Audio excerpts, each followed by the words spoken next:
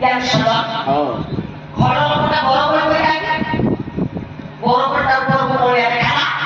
তার ভিতরে একটা টানা বসে ঘরের উপরে সেই এটা সাধুকে মহতকে বিজ্ঞকে উনি দ্বিতীয় পদের বলি করে বলে নড়িয়া পড়ে সাধু এ বাহারে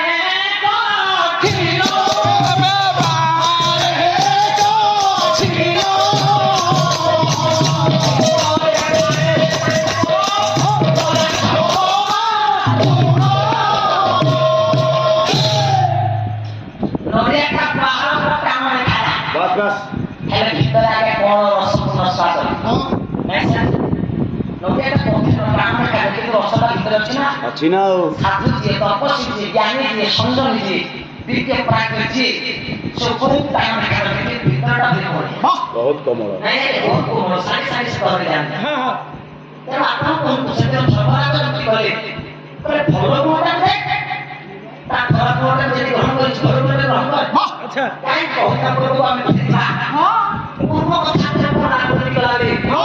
ধর্মরাজ বলে শুন যেতটা ইন্দ্র প্রস্থের আঘাত ছিলি আগে সেই সময় হস্তিনাপুর করে রাজা ছিলেন কে না মামা চক্রবর্তী দুর্যোধন দেবর্ষি নারদ আগে ধর্মরাজের পাশে পৌঁছলেন সততা জীবনের গায়ক সম্রাট উপাধি পাইছিলেন কে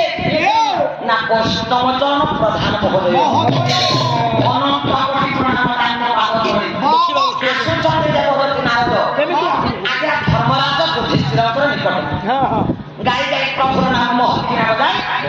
দেবর্ষি নারদ আজ্ঞা আজ্ঞা গায়ক সম্রাটের সুন্দর পদটি লিখিলে বলে মনে জনবন্দন এ কইল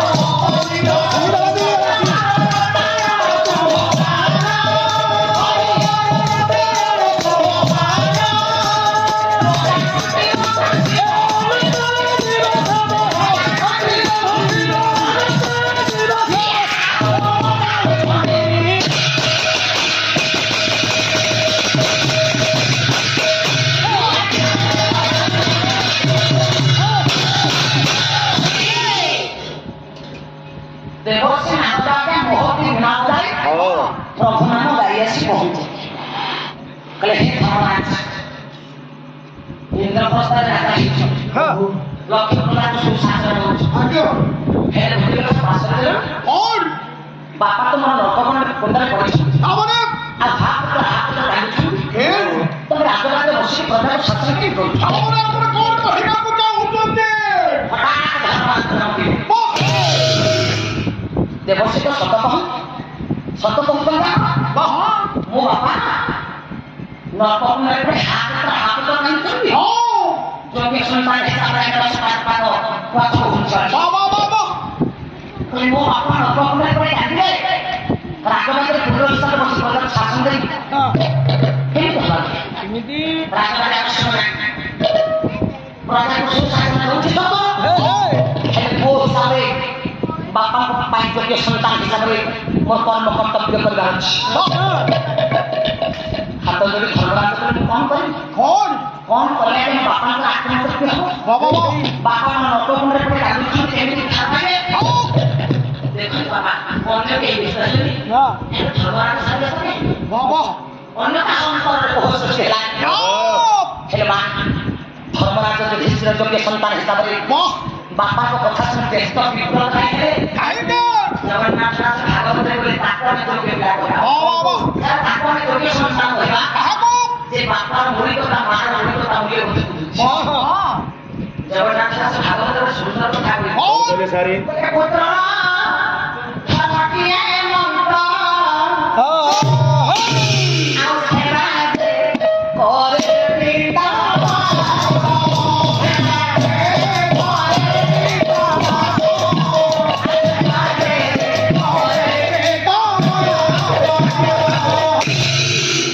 বলে পুଅର ଧର୍ମ কি এমন তো সেবা যে করে পিতা মাতা বাপা মাଙ୍କର সেবা যে করে বাପା ମାର ମୂଲ୍ୟତା ବି ବୁଝେ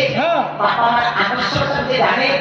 ତାକୁ ସେ ଯୋଗ୍ୟ ଭାବରେ କୁହେ ঠিক ଅନେକ ବେଳା ଦର୍ଶନ ଅନେକ ପୁରାଣ ଥିଲାବେଳେ ଆପଣ ଜାତି ଆଗରେ ପୁରାଣରେ ଅନେକ ଦର୍ଶନ ଅଛି ଦେଖନ୍ତୁ ବାପା ଯୋଗ୍ୟ ସନ୍ତାନ ହେବା ହେଲେ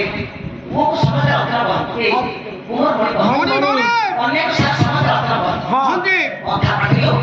ଅସୁନ୍ଦରୀ ହଉ ମା ଯେମିତି ପୁଅ ଯେମିତି ଗୁଣ ହଉ